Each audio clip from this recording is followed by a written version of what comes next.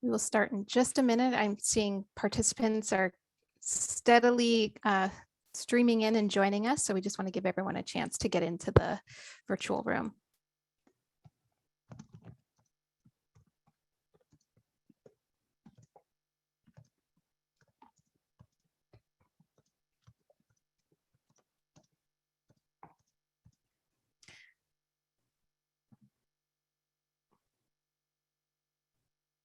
Okay, welcome to the Social Workers Confronting Racial Injustice Conference. We're excited to welcome new participants as well as those of you who were able to attend our conference in the past. We hope you got to be a part of our opening plenary session with Rashawn Miller, which was excellent, and our awesome student panelists as well. But if you missed that or wish you could see another breakout panel that's happening right now, no problem. The presentations are recorded and will be available on our conference website, including this one is being recorded. I'm Angela Willits, and I'm happy you're here for this breakout presentation, Generative Ideations with Two Dope Black Women. On behalf of the Planning Committee for the Social Workers Confronting Racial Injustice Conference, I ask that you join me in acknowledging that our University of Wisconsin-Madison campus, here on the shores of Lake Mendota, resides within the sacred homeland of the Ho-Chunk people, a place they call Dajope, or Four Lakes. As the reach of the university extends to the far corners of our state, we also respectfully recognize the inherent sovereignty of the 12 First Nations of Wisconsin. Whether you are watching this from the land of these 12 First Nations or you are more distant, we encourage you to learn about the history of the land you are on. As social workers, we have a duty to look critically at the role our profession has played in the attempted cultural genocide and destruction of Indigenous families, such as was the aim of boarding schools in this state and across this continent. This conference is rooted in critical reflection on our work as social workers. Our goal is to bring clarity about the past, but also to challenge and inspire us all to move into action in our work in communities once the conference is over. We hope this conference provides space for critical reflection, humility, and openness, which will allow us all to reflect, to hear, and tell truths, and move toward action and transformation to support Indigenous rights, cultural equity, and racial equity. With acknowledgement and gratitude, we move forward today in our journey. A few details before we get started. This presentation is being recorded and will be available on our conference website at a later date. We know many of you are curious about the CEUs you registered for. You are all set to access this presentation. You are required to provide your name and email, either because you were logged into Zoom or because you provided these upon entering. This allows us to verify attendance. You will get CEUs for this presentation, which will be distributed via email in the coming weeks. Your cameras and microphones will remain muted. We have a Q&A feature where you can submit questions for our presenters. And please know that due to the large volume of attendees, we may not be able to get to all of the questions submitted. And now, without further ado, it's my pleasure to introduce you to our presenters. Dr. Demeta Brown is an artist, writer, activist, and community-based educator.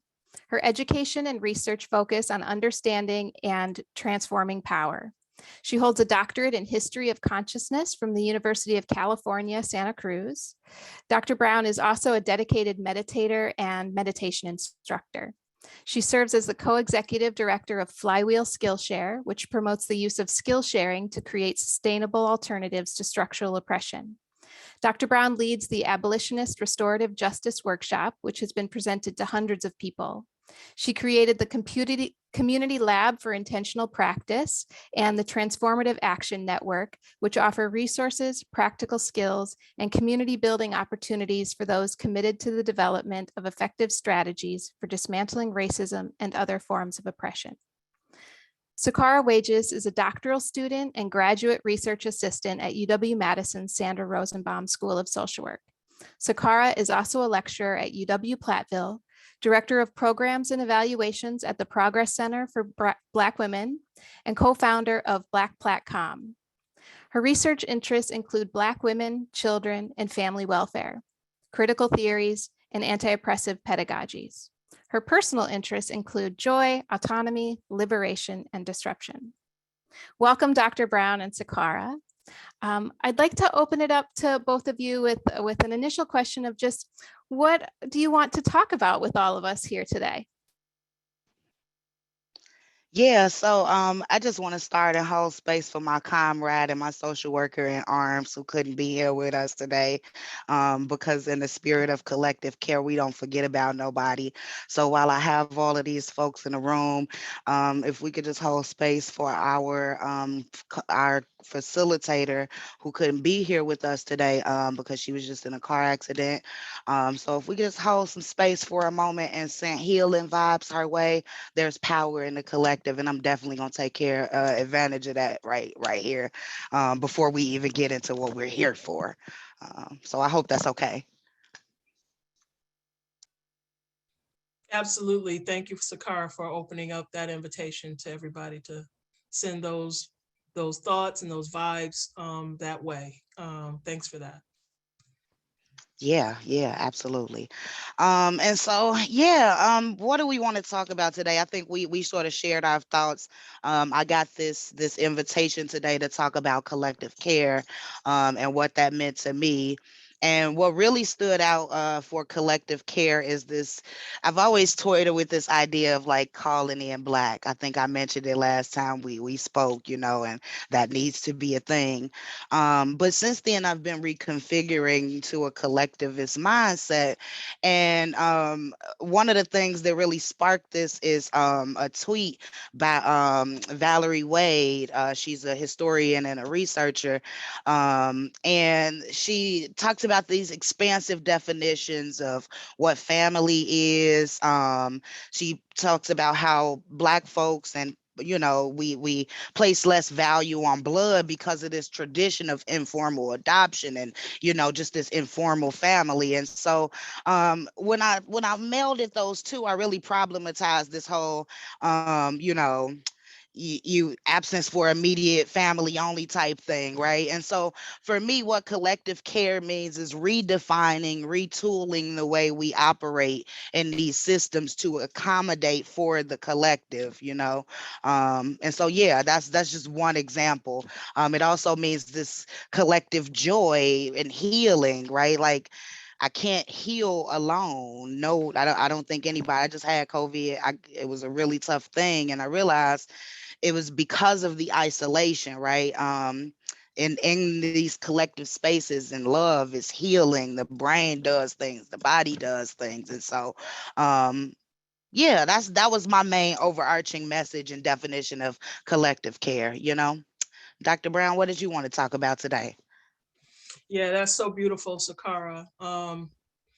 Yeah, there is this ethic of collective care that comes down through our ancestors, and it transcends all of our pedagogical and academic and community-based definitions in the way we embody them. And so one of the things that's we're leaning into at the Flywheel Skillshare is how to collectivize the creation of alternative spaces where the priority is on collective care. So when we're moving outside of those systems that want to have us invest in a toxic individualism or remain silent about the things that hurt or the things that are causing harm, and to assume our scripted roles within those institutions. I think that resonates a lot with what you were saying in terms of when you're in these institutions, you're focusing on how we operate in these systems to accommodate others. I love that because you're there in a conscious way. You're not there in a role that is going to perpetuate the harm and the structural violence that we encounter, whether it's in social work, in public schools, or whatever other institutions we're talking about.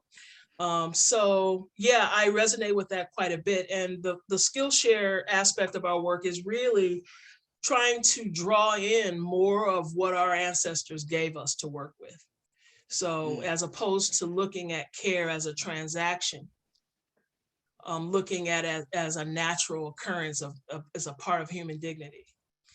And so generosity becomes the focus, not transactions. It's like we're naturally generous people. That's a part of being a human being.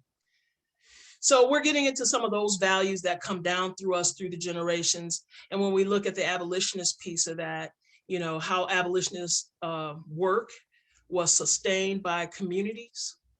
And there's no, like, you can't heal in isolation. You can't abolish any violent practice in isolation. And so these are all very collective practices, and that collective practice, whatever it may be, is based on some sort of a personal realization about where you are and how you enter these narratives. So we always start there in our workshops and in our restorative justice work. We always start with, one of my meditation teachers likes to remind Westerners about how sometimes we show up and we're a nuisance to the situation because we haven't done that foundational piece of working with our own minds. And so we don't know what we're actually looking at because we don't have enough self-awareness. So we always start with that, and then we move out, and that's also moving into that collective space. So I'll start with those comments and leave it there. Yeah. You said something that's it's been piquing my interest, and while we had this space, I definitely want to tap into that. You mentioned that we can't dismantle these systems of aggression and isolation. Can you say more about that? I'm so fascinated with, go ahead. Yeah, well, I mean, I think a lot of the examination that happens when we're working with our own minds is to see how much of what we've been taught we actually have invested in. So that we carry a lot of aggression. We carry a lot of tacit acceptance of the rewards of that aggression. Some people talk about that as privilege, and we also use power in ways that are prescribed by existing systems. And so if we're looking at that, how we enter that narrative, the prospects for dismantling something are much broader, because you know that you're not contributing to its perpetuation. So there's that piece. But I also think that a lot of times we want to individualize and blame and shame each other. But all of these institutions function as institutions. And so we do need a collective response, and that collective response can grow out of, being able to identify what aggression looks like. And the reason I say that, it may seem obvious, but, when we get up and go to work every day, we've been groomed. We've been groomed to not recognize what we're participating in. And some of that grooming is polite language. You can be very insulting and put a person down using very polite language. That's the convention, right? So we don't always recognize the forms of harm and the ways we reinstill, how we silence each other, how we police each other, how we correct and judge each other. These are all things that, and am I going on too long? No, you all good. Because as you was talking, I'm just sitting here thinking like, yes, all of that, because when I'm not in the collective, I started to question myself. I started to reify some of those dynamics that I had. I like you said, I'm conscious of not perpetuating these oppressions, right? But when I'm outside of the collective, when I'm not around the folks who are thinking consciously, I begin to second guess, like, wow, was that move the right move? Or was that, and when I get into the collective, we get to, I get the reinforcement that, no, that was the most liberatory thing. And of course it felt uncomfortable, right? It's because you pushing back on you. It's an uphill battle against the oppressive norms and expectations. And so as you were speaking, I'm just like, yes, all of that. Mm-hmm. Yeah, and I think one of the things Angela touched on in her introduction, she was, talking about the role that social work has played and historically in perpetuating some of the institutions that cause harm. And, I think it's a tremendous transformative moment for us to be in this conversation at this time and at this particular point in our history, because we can think about, all of the crises that our world is experiencing right now as an invitation to not have any faith in those old ways of doing things. So recognizing the history of social work, its role in those oppressive measures, we're at the perfect precipice to say we won't be perpetuating these things, and there's a tremendous invitation to do that more Yeah, radically. absolutely. I'm just so as you speak, right, you talk about how social workers perpetuate harm. And that I was just sitting here thinking about how I met Dominique, and it was through an informal mentorship, because there was these hegemonic conditions, right? These harms that were leveraged against actual Black women who were attempting to, get through this education model. And so I'm just I guess for me there is that evoked attention of this. Yes, we are collectivists, and then that's sort of what we do, but where sometimes my collectivism, I feel like there's a tension point between collectivism and caring for my folks, and then like the state sort of exploiting my labor to stabilize itself. You know what I'm saying? Right? Like, yeah, I'm doing this because we human, and I moved to do this, and I moved to make time for my people, even though I'm under all the similar constraints, and so there's a tension point there for me. What do you think about that? I think that is the heart of it right there, the way you laid it out, is because it's a constant navigation, right? Like having that confirmation from your community, the collective, and also trusting that you are taking liberatory action. It can't be either or. We always have some work to do within systems that oppress. And the question is how we can manifest in those spaces, And I think that this is a question everybody has to answer for themselves. But I was giving a presentation a few weeks ago for my Sangha, which is a Buddhist word for religious community. And I was talking about how important it is to trust the justice that manifests in the moment. And it's not like it's going to do it on its own, but you are bringing that to the space. And that is a collective act. You're bringing it to a space based on your read of what that situation needs. And I think social workers and all of us, we can all do this with a proper amount of confidence, and how do we get to that space where we feel like I can trust that I'm not acting within an oppressive narrative. I can trust that I am not appropriating something. I can trust that I'm not perpetuating something.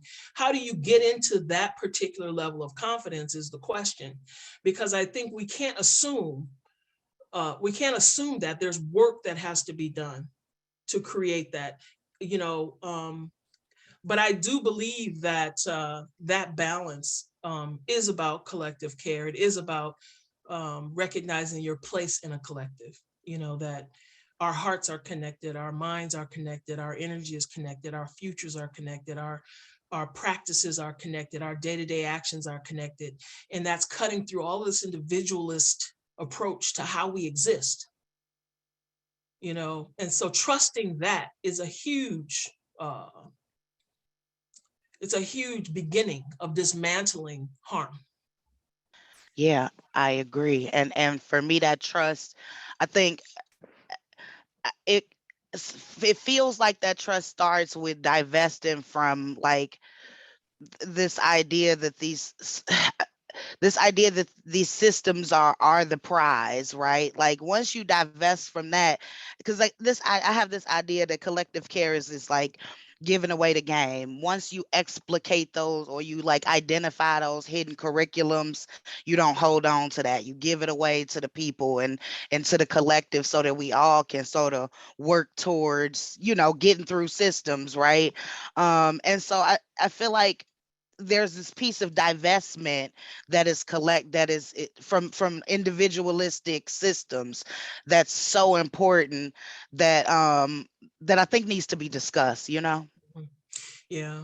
And yeah, I would be really curious to see, I don't know if you want to talk more about how that manifests in your work, because, I think I agree with you. I think that opening up space for how people navigate that, to talk about it, to deepen our awareness of it, that can happen through those kinds of conversations, is even to deepen the practices. Yeah. So like I guess in my work, the way that shows up is really through um it, it's so funny because it's obviously outside of the academy, and it's in the collective. And the way we sort of divest excuse me, COVID is still lurking apparently. But the way we like really divest from that is realizing, like I said earlier, that this isn't the prize. So for instance, personally, it's not really my work, it's more my personal journey, but I'm in this weird space with my PhD, and I kind of feel like this pressure to like hurry up and get it done. But I'm also like, well, there's benefits to being a student right now. And I couldn't have gotten to that space of comfortability hadn't I like divested from this, oh, PhD is the gold standard. That never was the goal. The goal was the knowledge gaining, the journey, right? And so that's how divestment shows up for me, in conversation with collectivism. Mm-hmm. Absolutely. Yeah. And I think one of the pieces that I want to touch on too is how identity plays a role in developing critical awareness. One of the things we do in the Abolitionist Restorative Justice Workshop is we talk about diaspora identity. And the idea there is to kind of move us away from some of the preconceptions and assumptions we have about privilege and power within a first world country. We often think that we take for granted the language, the land, the people whose labor we rest on. So many aspects of what we take for granted are rolled into our identity and are treated like entitlements. And so by looking at diaspora identity, we're trying to loosen up that attachment to what we've been told, the stories we've been told about who we are. Right. Yeah. And by doing, and that's a very collective process, because by doing that, you understand yourself. The idea of coming out on the other end of that inquiry is to understand yourself in a much more fluid category, in a much less entitled category, in a category that is more willing to question those narratives. Yeah. And so, so I'm really encouraging everyone who is here today to think about this kind of practice, because like I was saying before, we want to get to that place of confidence that now we're not reenacting a narrative that is oppressive. We want to be participating in a liberation practice. But getting there does require us to look at this. It doesn't require us to unpack race, to unpack identity, to unpack privilege.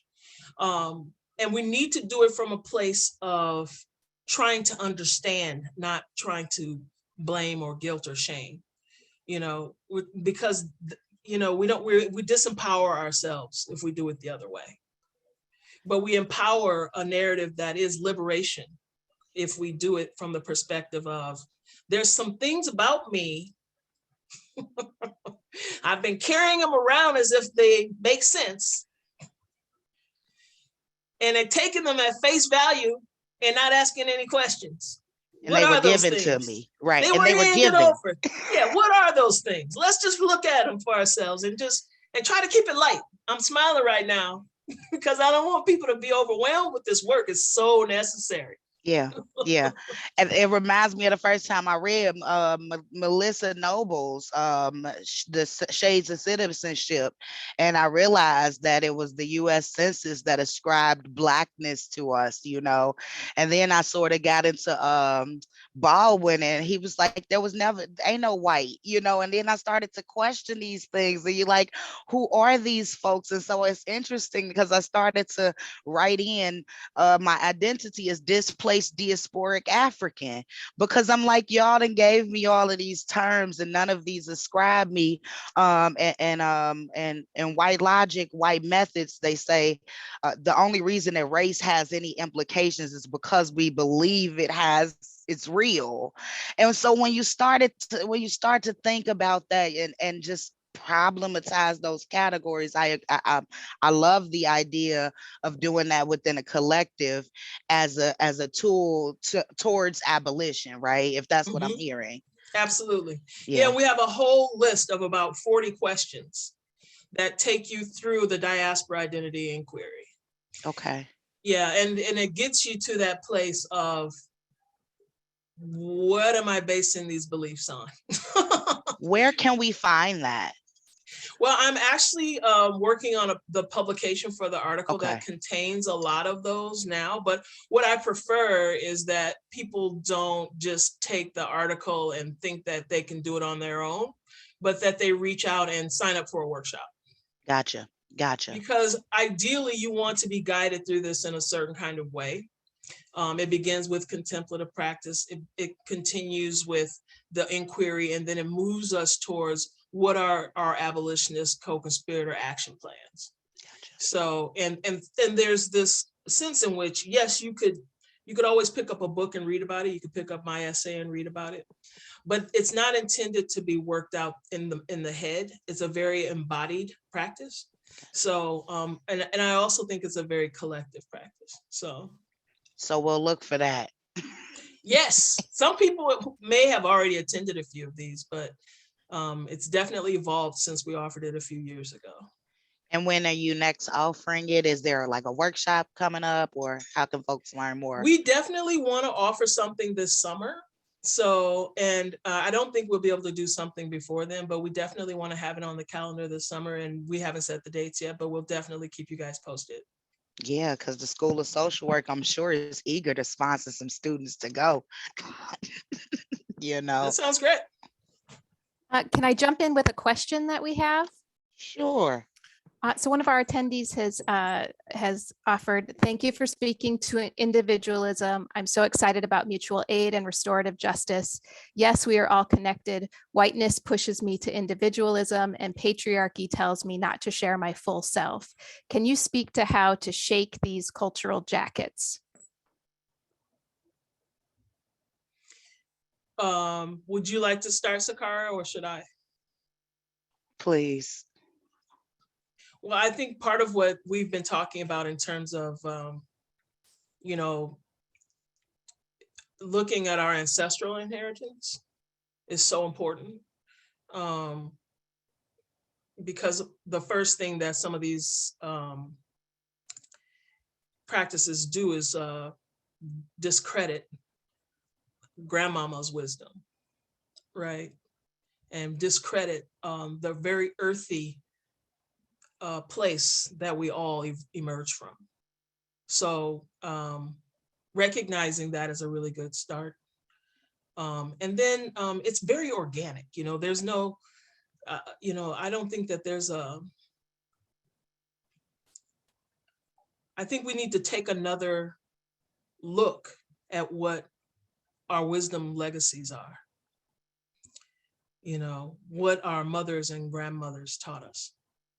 And it's not going to show up in a book. But these are the social histories that we need to fall back on.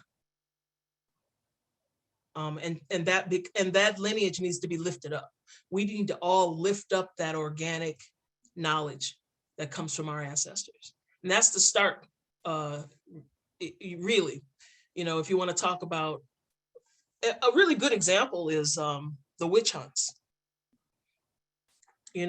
Systems took apart a matriarchal controlled systems of healing that were rooted in the earth, herbal medicine and other practices, and systemized practices came in and quashed those and demonized the women who were practicing them. And we still see that today. So you really have to be careful about, and another example could be if you look at a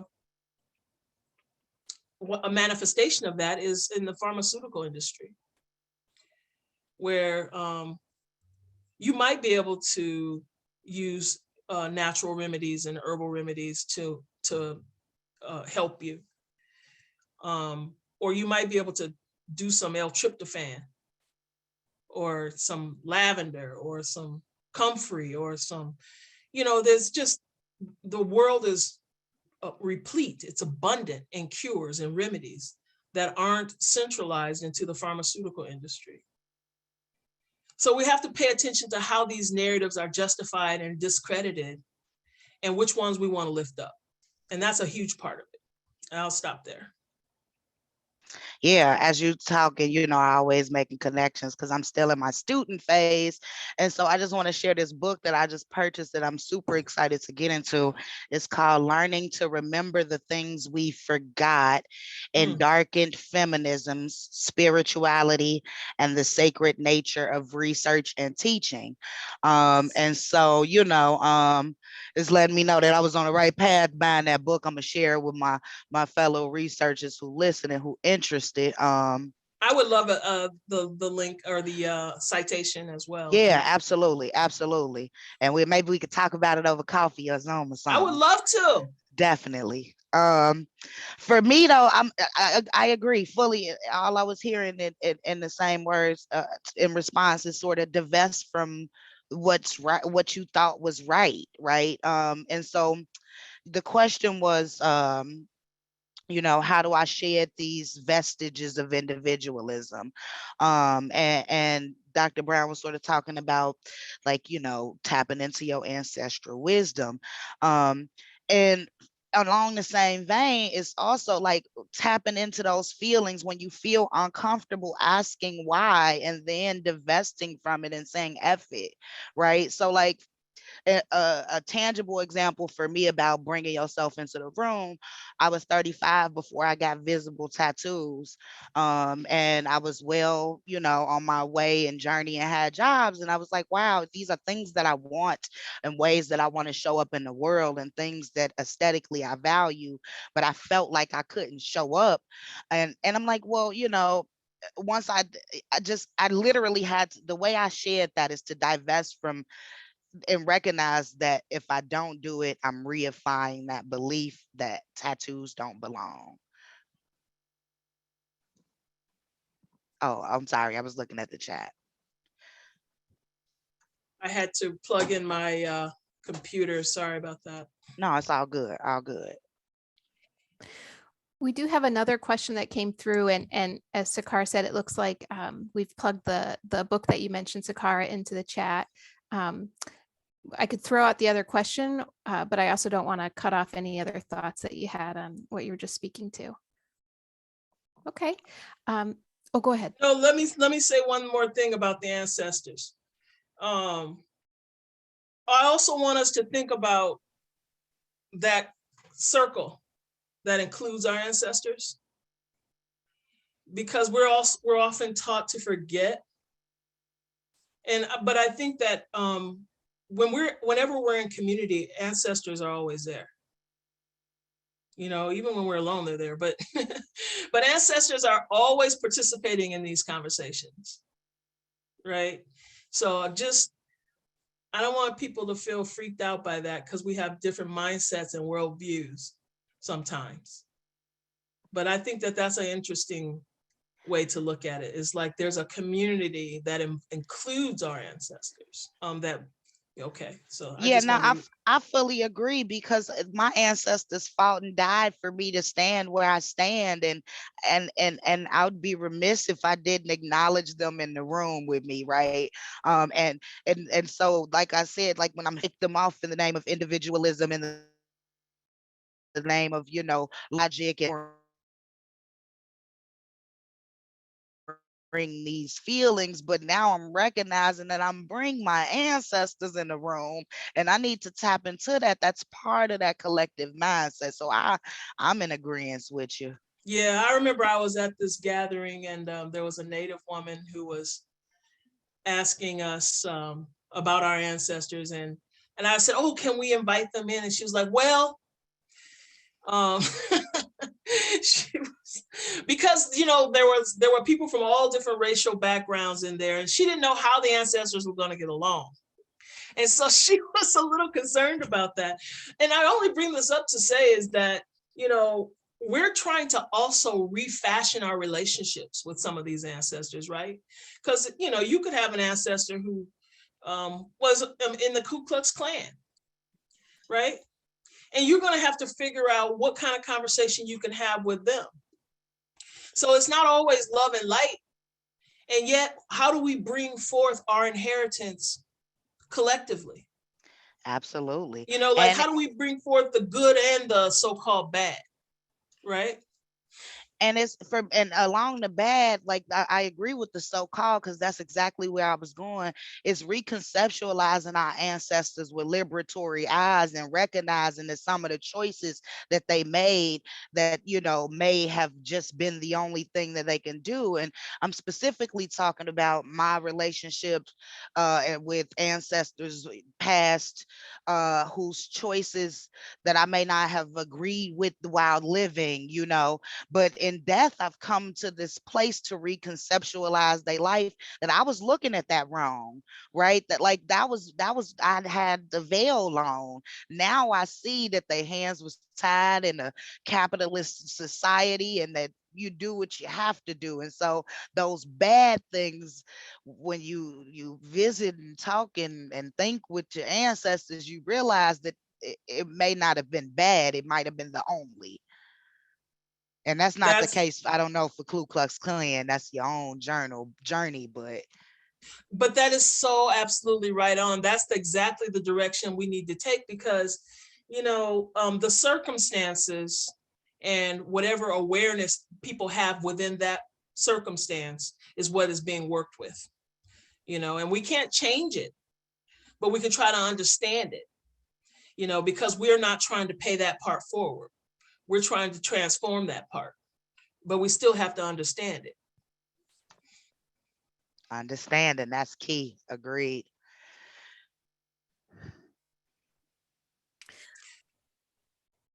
Well, we have another question here. Someone else shared, I've worked in settings where I felt most connected with my role by working organically and moving in a way that was informed by the wisdom of my ancestors. But in some ways, my coworkers and supervisors felt that my work was unprofessional, while the feedback from the individuals I worked with was always positive. How do you navigate working in a setting where your organic efforts are misunderstood or misinterpreted? That's a good Yeah. one. Go for You it, want to go, Sakara. Doc? You want to No, go? you first. Yeah. It all goes back to divest, right?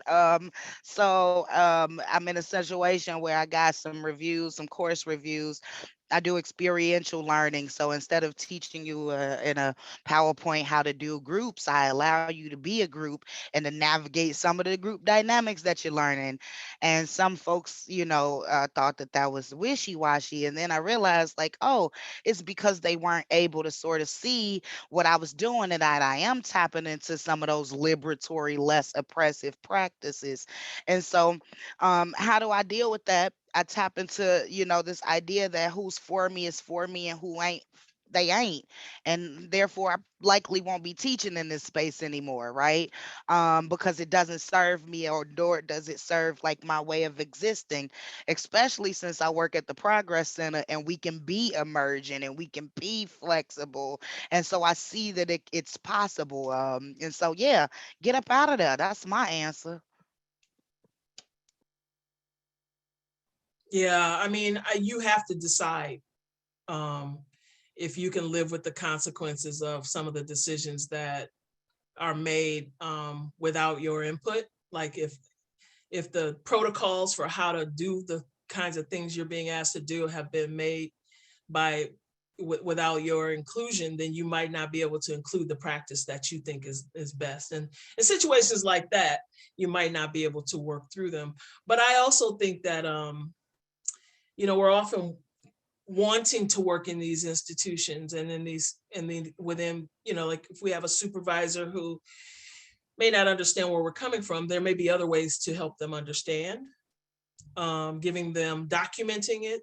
I think that the university loves documenting, like, and if it's not documented, you can show the case studies. You can show how it has well the way you've used it. And then if that doesn't work, um, I would still challenge the process by which those determinations are made about what kind of practices you can use.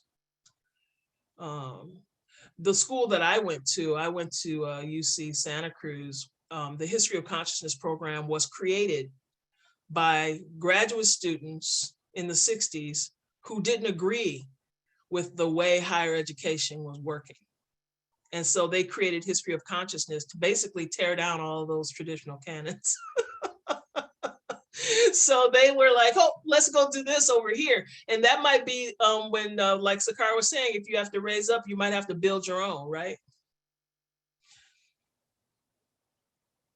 Yeah, and I thank you for that, because a part of me is so cynical, like I'm never gonna fix the lot, and you do, because there is an acknowledgement that each one of those documents is labor, right? And that each of us have a different threshold for the amount of labor that we can do to fight, and so I'm definitely need to remember that we all in different spaces, and do what you can when you can. Yeah, that's absolutely right. Because we can't drive ourselves crazy with what we can't change, you know? A question that I have is, as I've been listening to you both talk and loving what you're saying. So early on in your talk, you talked about the collective in contrast to toxic individualism that's so pervasive. And Dr. Brown, you talked about how, you were saying we've been groomed to not recognize even what we're participating in. And so as a social worker, and thinking about this as a conference for social workers, when I think about collective care, I also think in contrast to this notion of self-care, which gets talked about in social work endlessly. And it's recently been added as some items in our code of ethics that we're, sort of obligated to practice self-care.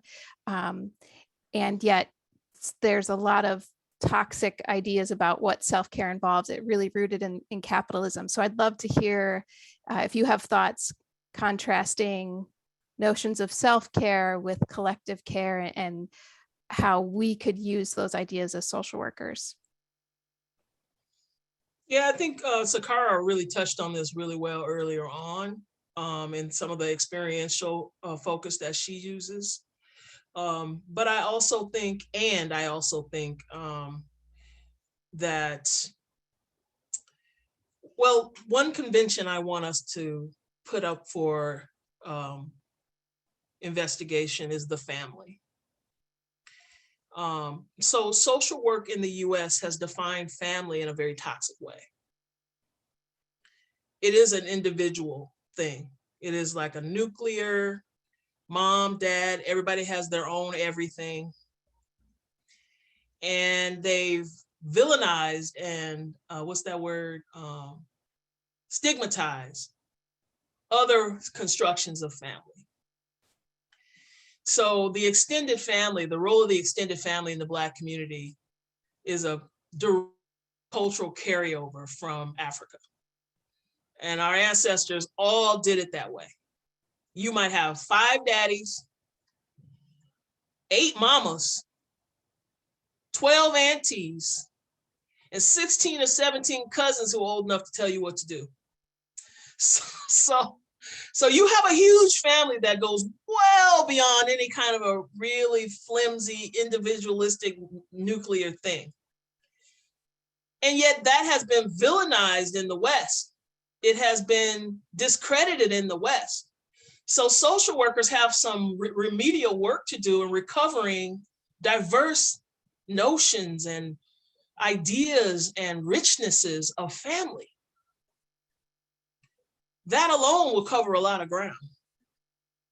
Oh, absolutely. I agree. It's like, who raised y'all? Y'all want me to care about myself, but not care about my niece, my nephew, my mama, my daddy. There is no self if I know that my folks is not okay.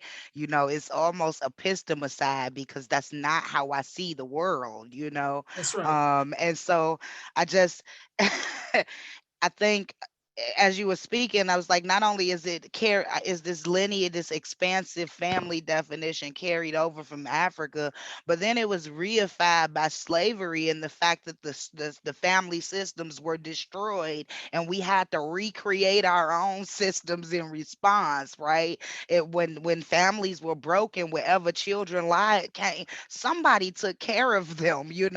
And so not only do you have these ancestral from Africa feelings of expansive definitions, but then we practice that in response to the tearing up of our families. And now it's vilified. And the fact that when folks tell you to stop doing so much for the community, take care of yourself, right? It's like, no, it doesn't work that way. So I think, yes, to all of that.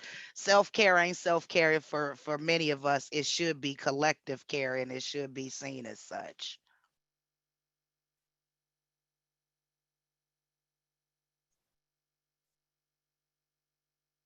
Thank you both so much for that. I think we might have, yes, we have another question that just popped up in the Q&A here. That may be a quote going up in my office. There is no self if I know my folks aren't okay. Thank you for humanizing that and putting that into words.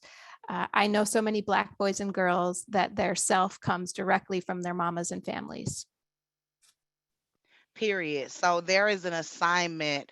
This name of the paper is "Wringing Out the Whitewash," and one of I can, if you just Google "Wringing Out the Whitewash," social work education, it'll pop up.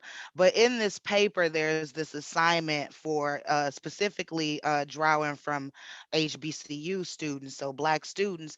And one of these assignments is like this naming self. So where do you come from? Who was what who came together and made you in love? Tell us the story of your creation. And it was so interesting reading the responses to this assignment because they sort of capture what that commenter said, is that so many of us come from so much greatness, but when we get into these social work worlds of unmarriageability and we start categorizing folks, you lose some of that greatness because you start thinking like, oh, Black folks are at risk for this and they are at risk for that, and then you lose the beauty of Black, right? And so tying those two together, yeah, absolutely. Remembering that we came from love is integral to moving forward in love.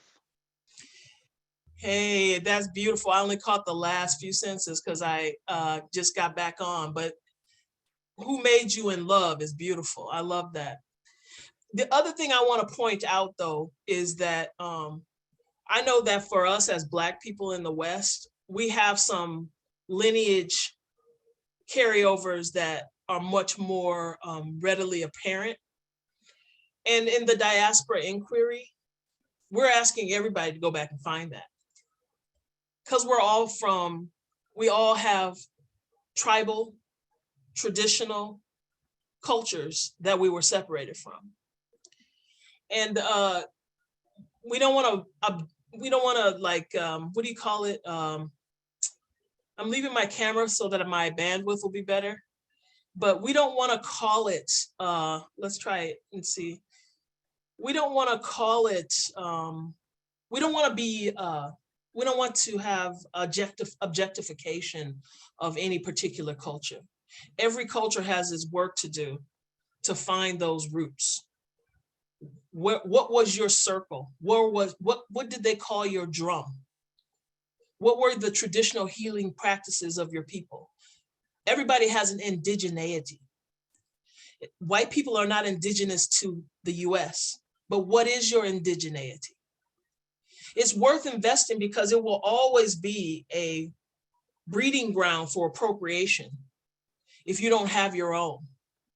You know, like if you don't understand that, oh, Black and brown people don't corner the market on having extended families. Everybody had extended families, you know, but those were Americanized and whiteified. So go back. We're not going to live in the past, but there's richness that we're throwing away. That we need to understand, absolutely. I really like that seek the indigeneity piece, right? Because I recently sort of am in a makeup situation with Black feminism and just essentialism in general, right? And so I appreciate that reminder to that, we all indigenous from somewhere, and that it's important for us all to sort of seek those connections regardless of the category that's been leveraged upon you in America. Yeah, thank you.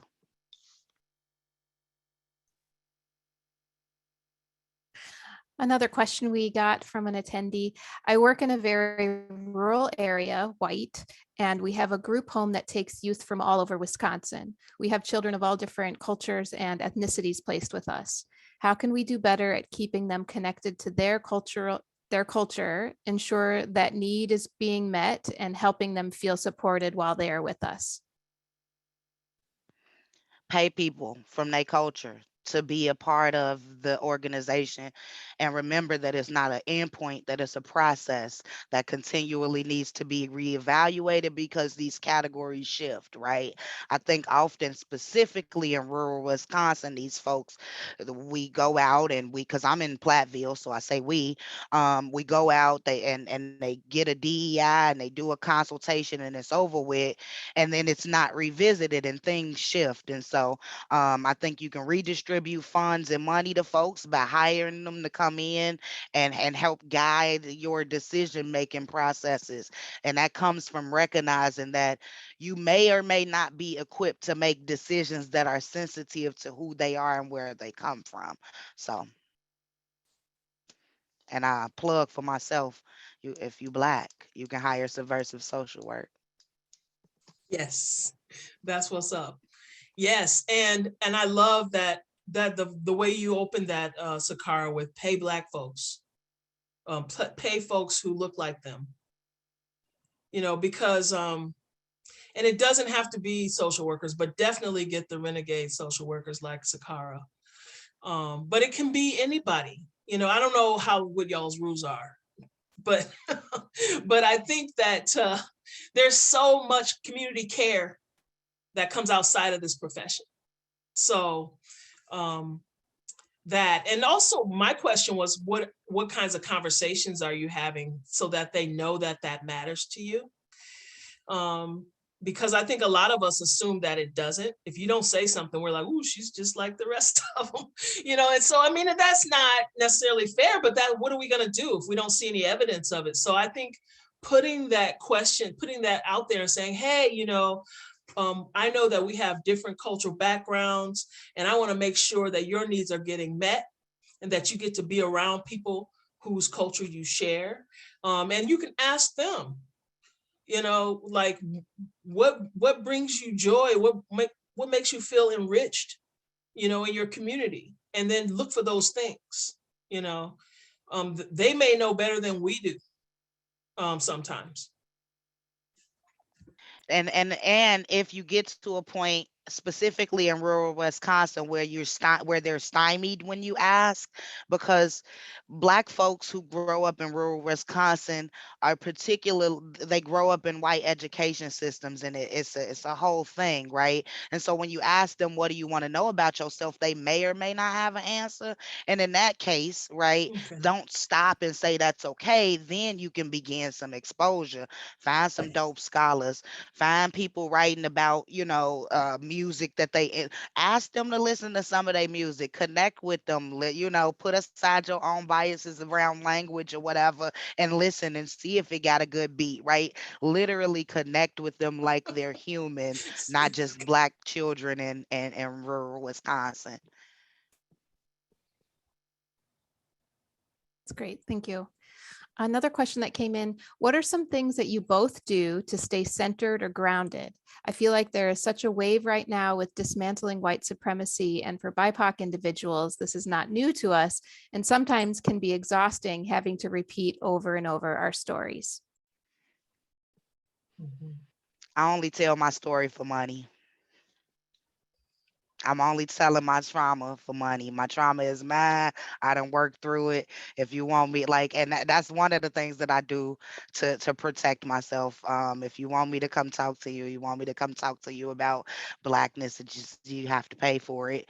That's one of the major things that I do to take care of myself. And then part of the money that I get from that, I put back into my collective. So I support a lot of Black folks in the community. And so it's like this redistribution thing. Another way I take care of myself is I just sort of do what I want to do when I want to do it. Things have deadlines. Those deadlines get done.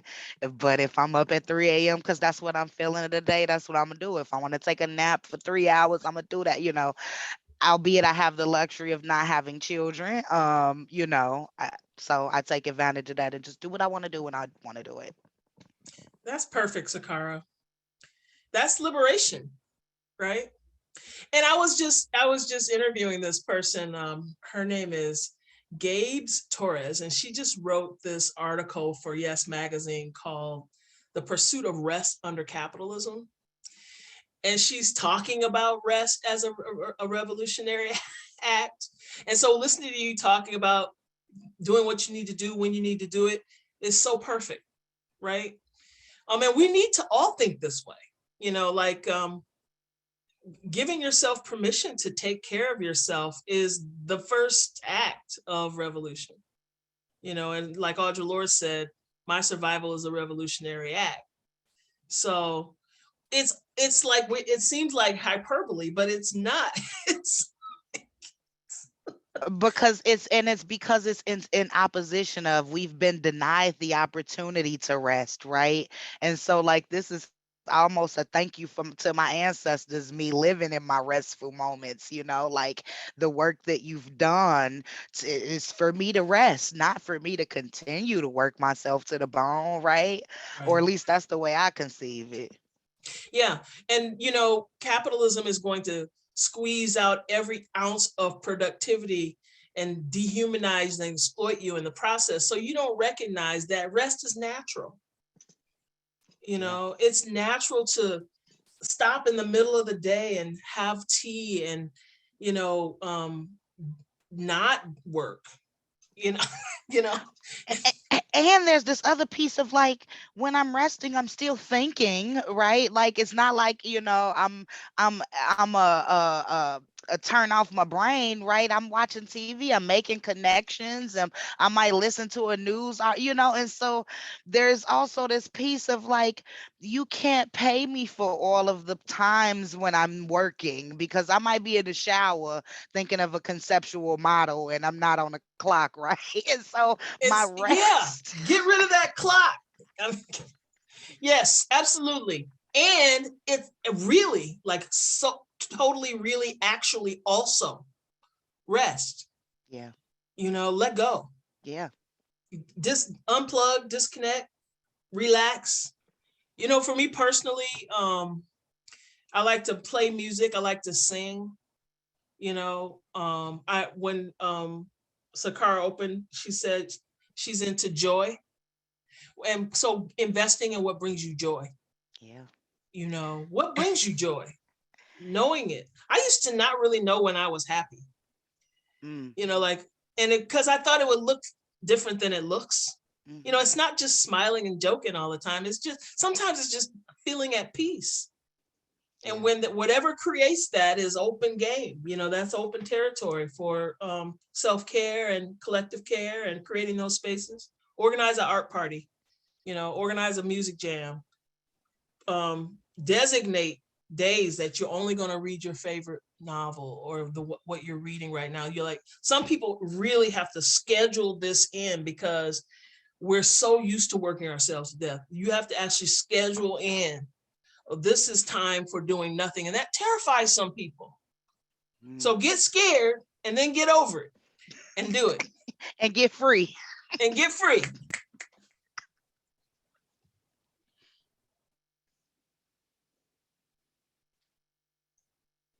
So we don't have any, I was going to say, we don't have any new questions, but someone just typed in freedom from ... Oh, all systems of oppression, all the oppressive rules, norms, expectations that regulate and govern our behaviors and our existence, right? From the fact that social work can't conceptualize family as my auntie, cousin, them, to the fact that I couldn't get tattoos until I was 30, free.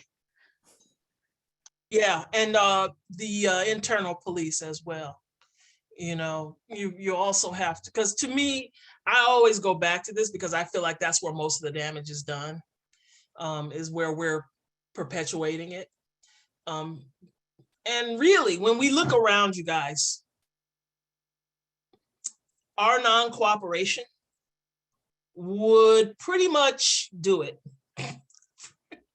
We don't really, it sounds very simplistic, but if we stop cooperating, we just stop cooperating, we're freeing ourselves, we're liberating ourselves. And it's not like, this may sound subversive, but it's not. It's just what Sakara was leaning into a few minutes ago, doing what you want to do when you want to do it. That's non-cooperation. It's not cooperating. And that sounds, it's very easy. It's so easy. Like when you're little, and your mom sees you getting into the candy bowl and she says, I want you to stop getting into that candy bowl. And you have to figure out what you're going to do about that, right? Or if she's wanting you to do something that you don't want to do, you can, I've seen these kids, I don't have any kids, but they do that thing where they go limp, and you can't, it's like a 3-year-old, and you can't do anything with this kid. She is not cooperating, right?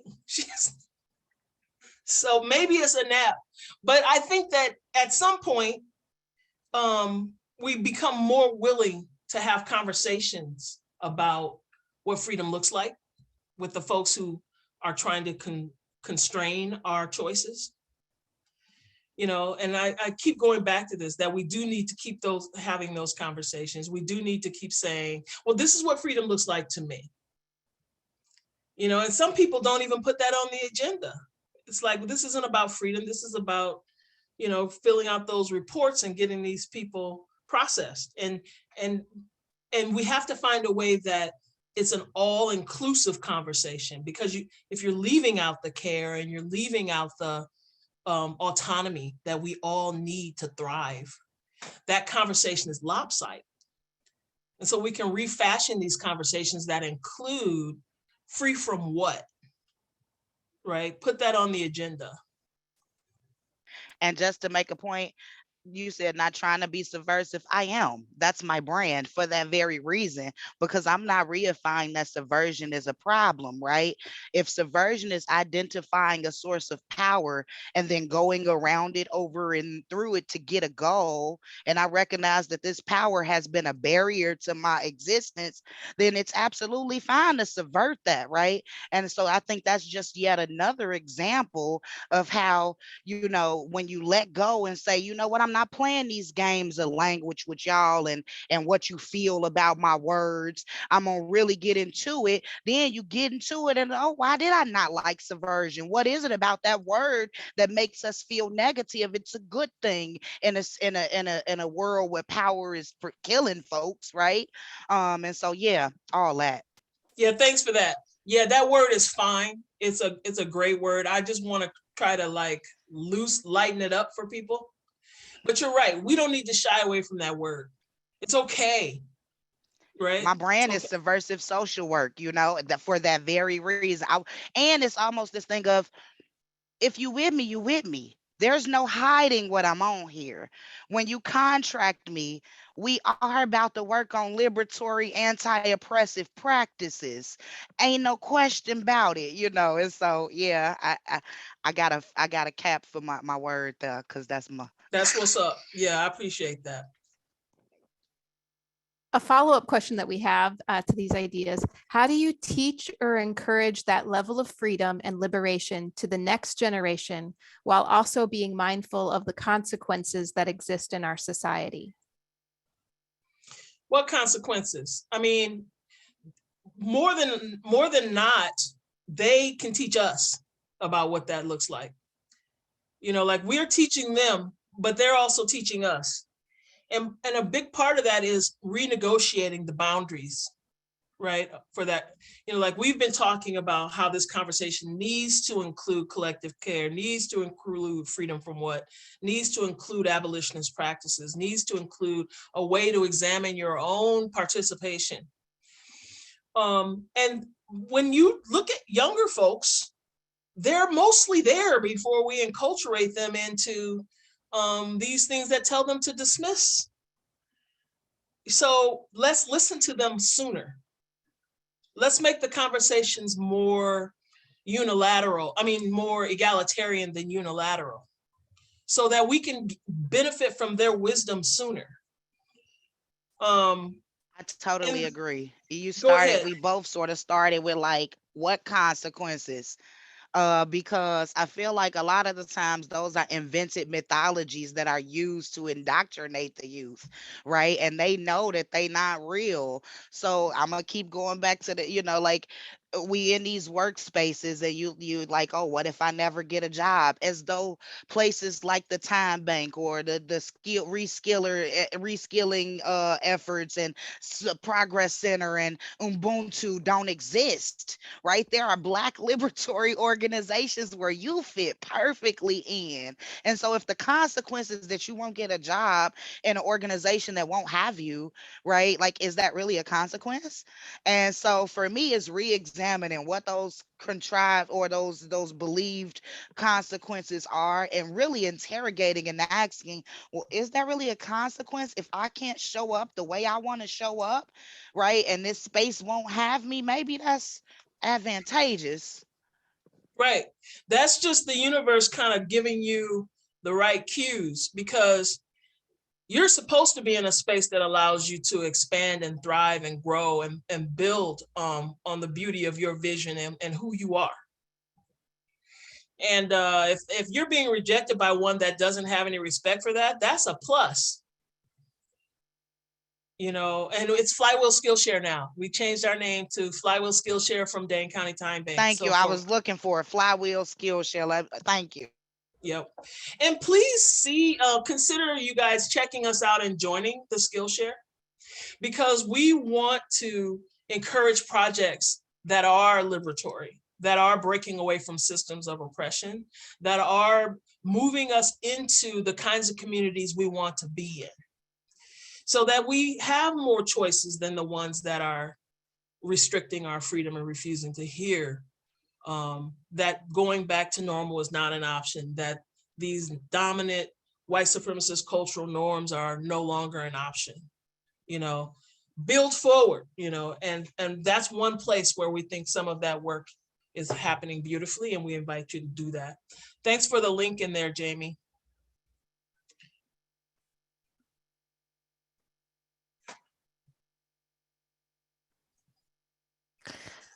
We don't have any new questions added. I did want to give another shout out to Jamie, who's just like killing it with getting links to everything you both are mentioning. So to our attendees, please check out the chat for everything that's been mentioned has now been linked. So thank you, Jamie. And on that, we did get another question that came in. As we try to dismantle white supremacy, how do we continue to work on collective care when our way of living is under attack? There is so much division amongst people now, and laws have been changed while we sleep. There's no time to wait.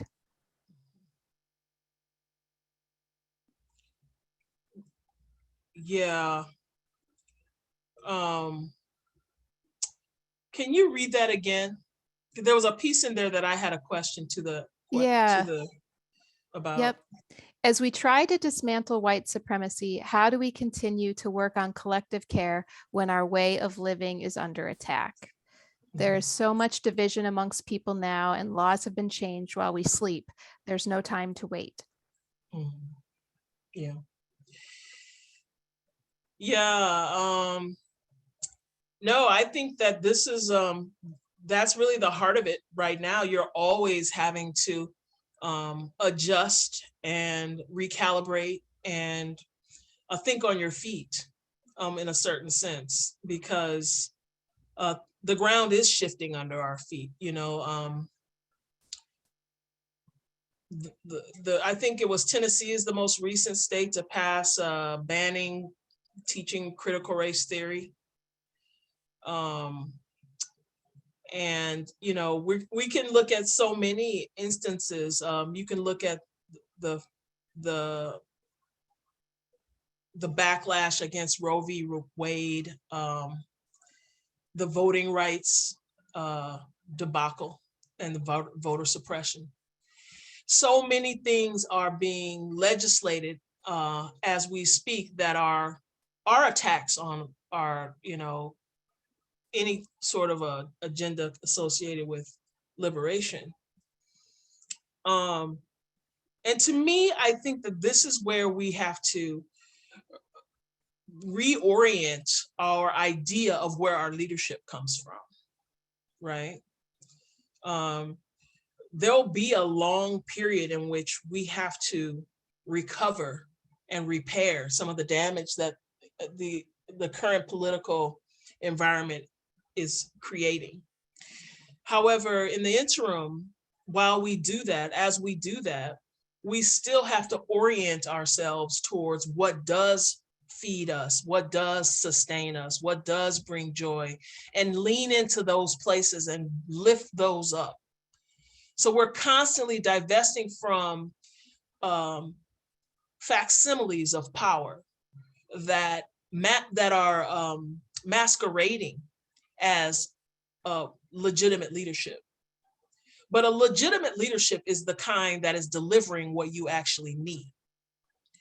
And so where you're getting that is where you need to put your power and put your energy and invest your time, right? And that's even more so important right now, that we do that. And as we do that, and especially as we do that collectively, we're going to find more choices, right? We're creating more choices because we're leaning into what we need. And it's an ancient practice of putting that request out and putting that intention out and putting your action behind that, and to see how the response comes. What needful things arise from that is well beyond our ability to understand how that happens, right? But that's what's being asked. And I think Christians talk about this in terms of stepping out on faith. You don't have answers and you don't know outcomes, but you lean into that conviction that you have and let that drive your work. Yeah, I agree. I also, in addition to that, right, I think it's a recognition that when that your what the attack on our collective way of living is a white supremacist tool of distraction too. It's done in purpose, and so that's why rest is so revolutionary, because it's like taking care of yourself is antithetical to all of the things that are being leveraged upon us daily that prevent us from being liberatory. And then when you have so many constraints over you, leveraged upon you, the exemplars of power that have been set forth, you revert to them because they was easy. It be when you tired and when you under stress and when you're not taking care of yourself, you just kind of go in and do what's been done before, and then you reify some of the disparities that you see. So I fully agree to answer your question. The way you dismantle white supremacy and continue when your way of life is under attack is to rest and do what you can when you can and take care of yourself and don't stop.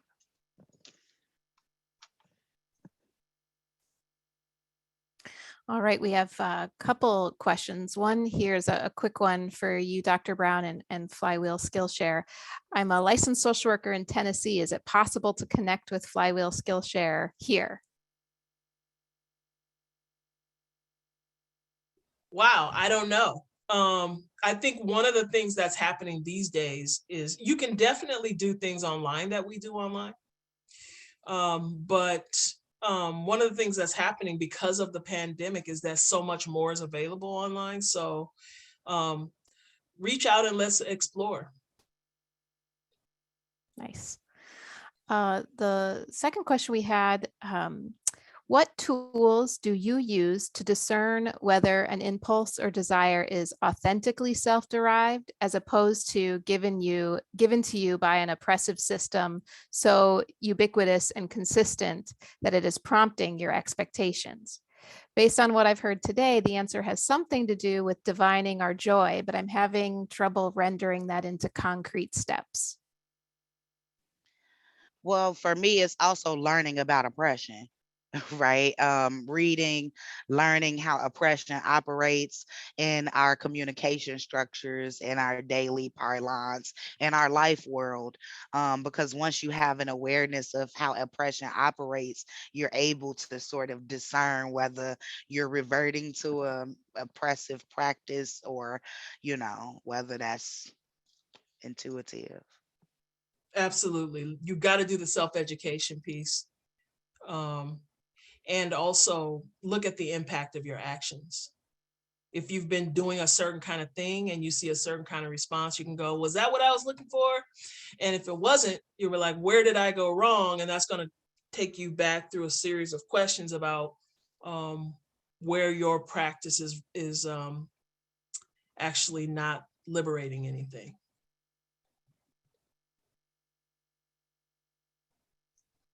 And I think the last time we met, we came up with a really good syllabus that has some really good starting points for understanding oppression and how oppression operates specifically in social work, if that's your bag. Mm-hmm. Yeah. And you can borrow from other institutions as well, because some of the delineations about abolition are really getting much more prominent now. And there's so much more out there. It might not deal with social work, but the basic practices of how oppression works and how white supremacist culture works and the kinds of practices for unpacking and dismantling that, they can be translated to social work, the field of social work as well. And Sakara, you mentioned the last time that the two of you met. And so for folks who weren't able to attend this conference last year, on our conference website, we do have the recordings from last year's presentations. And Dr. Brown and Sakara were on a panel last year where that syllabus that you mentioned got shared. So you can go to our website and check that out as well. We have about 10 minutes left. I don't see any new questions. So now's your chance to get those in before we wrap up this session at 3:30.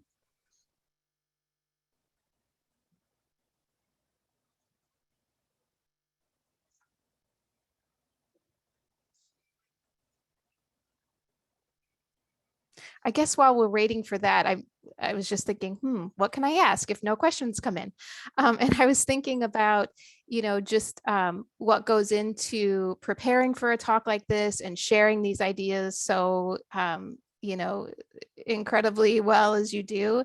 And so I'm wondering what your care looks like, when you end here and, you move into the rest of your day. It might offer some of those concrete steps that maybe some people are listening for. That's a great question. And I should invite you, Sakara, because I'm planning to go have a drink with a friend.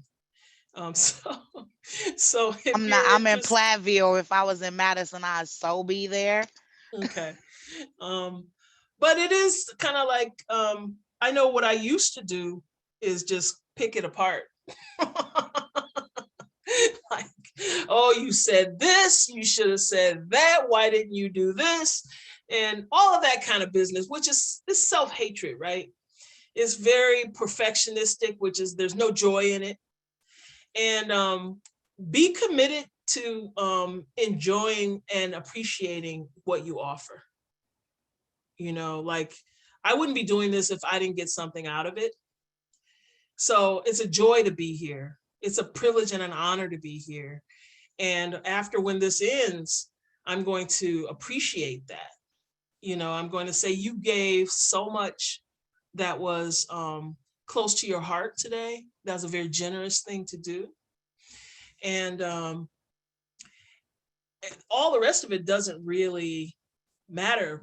But when the preparation for it has been the fact that I've been preparing this article for publication. And so all of these ideas are pretty much fresh in my head. And I'm like, oh, I'll just draw from that and this piece and that piece. But the other side of it is that it's what I love being in conversation with you, Sakara, is Sakara talked a lot about the experiential aspect of this work and how she has lived through she lives as a Black woman in this culture. So a lot of this is not preparation. It's just, we get up in the morning doing this stuff all day. So, and I'm not trying to minimize the skill that it involves, but we started doing it really young. It's like long before we were going to get a degree for it, so, I'll stop there. Yeah, no, all of that, like, and I think too is that piece that's almost for me at least, that was the call to these topics, these subjects. It was me chasing explanations for this experience that I'm having as a Black woman throughout the world. So yeah, all of that. But what am I going to do when I'm finished? I am going to like before, so to prepare for show like talks, I always listen to Fela Kuti really, really loud and make my neighbors angry. And so I literally just paused it because it's like I'm gonna get back into that whole life world of ensconcing my house room with music and sounds and instruments. And so that's one of the things that I do. I sort of immerse myself in music, like it's an experience. I want to feel the music. So, rattling windows and all. I love it. And I hope the two of you get to have a drink or coffee or something at some point, be in the same space together. Something that you said initially, Dr. Brown, about you normally pick it apart really resonates with me, because as a teacher, this is exactly what I do after every class, is just pick apart, oh, what did I say? And but I love how you said that, just appreciating what you have to offer, because like I think both of you coming here today, and even when I think about myself as a teacher or as a social worker, I mean, it's an act of caring or giving of ourselves from this place of caregiving. And so how why would we pick that apart? What is there to pick apart? And that our relationship to that really should be appreciation. So I really take that to heart. We do have one last question that might be a big one, and I'm not sure that we'll have time for you to really address it in the last 4 minutes, but I will throw it out there. Are there ways you have seen vertical power structures become horizontal? And if so, how did they do it? How'd they do it? For me, that is a huge question. There are many examples. One way that it's done is by setting or leveraging these white identified standards among communities who don't uphold those standards. So say, for instance, I'm a social worker, and one of the white identified standard is the way you dress or the way you speak, and the way you show up. Well, that creates horizontal aggressions, because when I go into, or even my ethics, right? Like, I'm not supposed to have dual relationships with my clients, right? But that's assuming that I'm going to do something unethical, and then it becomes a horizontal aggression in small areas where there's only 10 Black people, right? Like, how I'm not gonna say hi to my client because some white identified ethical standard has told me that that's unethical for me to do so. No, I'm gonna say hi to this Black person in this small Platteville community. So you know what I'm saying? Otherwise, my practice is rendered ineffective. So that's just one example. How far is Platteville from here? Platteville is like 70 miles. I'm close to Dubuque, Iowa, so about an Are you hour really? away. Oh, okay. All right. Well, let me know. I can use a road trip.